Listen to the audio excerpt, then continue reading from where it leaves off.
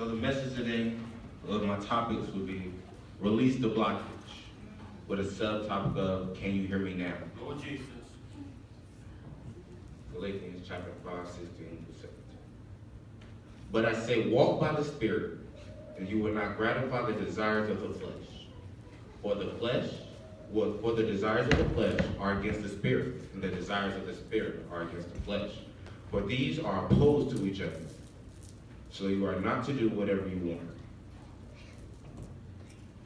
Then I'm going to go to 2 Kings chapter 19. Hear him when he says it's time to release, and let it go, because it could cause trouble. When I hear this, I think of the story of Jonah. And how in the story of Jonah, Jonah was sent on a mission. But because of his selfish ways, he didn't want to carry out the mission. Whether it was because of fear, was it because of selflessness, I don't know. But he didn't want to carry out his mission. But what we have to realize is we can't just do what we would like to do. We have to realize is when God says move, it's time to move. You don't just sit there and wait for your own time or go out with your own. When God says stop, it's time to stop. And what he didn't do was he didn't stop doing what he wanted to do. So he went on, he was on a boat with him and his members. And they were all settled at one point in time until he decided that he was not going to carry on with what God said to do. Then God sent a storm. The waves got heavy, and everything seemed as if it was just falling apart. The ship was rocking back and forth. And one man came down to Jonah who was sleeping. He said, Jonah,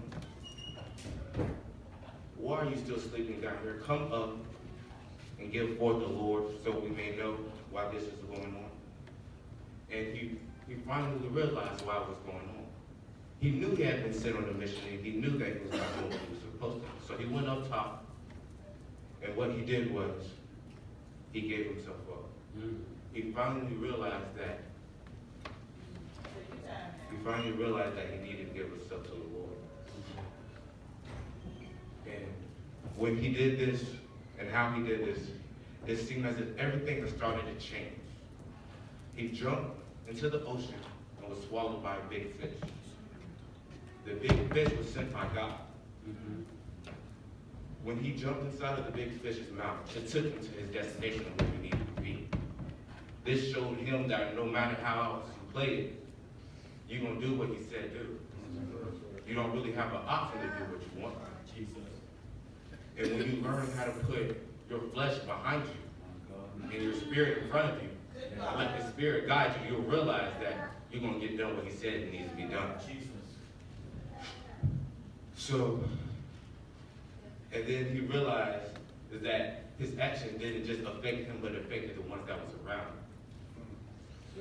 him. His actions reflect his members, so where it put them in hurt and it put them in pain.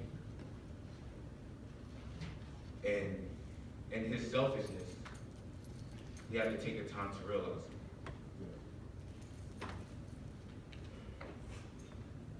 See, this story, we can go to Kings, we stay in Kings, stay in 19, start at verse 5. So the servants of King Hezekiah came to Isaiah, and Isaiah said to them, Thus shall ye say to your master, thus saith the Lord, Be not afraid of what the words thou hast heard, and where the servants of the king of, somebody help me with this word, Azariah? Assyria? Have been blasphemed me. Behold, I will send a blast upon him, and he shall hear a rumor, and he shall return to his own land, and I will cause him to fall by the sword in his own land. So Rabshakeh returned and found the king of Assyria warring against Libnah, for he had heard that he was departed from Lachish. And from there, we're going to talk about how he heard and how he was obedient. And we're also going to talk about how the story of Joseph and how Joseph was also willing to hear, and how he was blindfolded. He blindfolded himself and walked into the cave. And when he walked into the cave, he walked in and he was willing to hear. He opened his mind, he opened his ears, he opened his heart and his soul. And he allowed the Lord to talk to him. He allowed the Lord to speak new life within him. Jesus.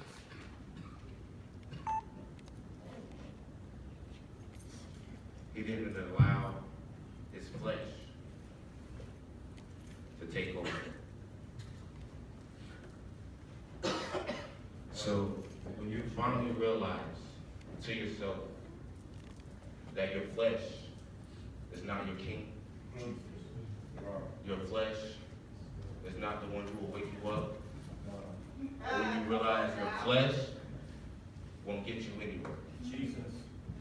But you finally realize in your spirit, and you change your mindset to it being, Lord, I love you. Lord, I'll give you my all. Lord, I give you me. When you finally open up and realize that he is the one that's going to do it for you. Jesus. And when you finally realize that you open up, he'll send you to a greater dimension in you.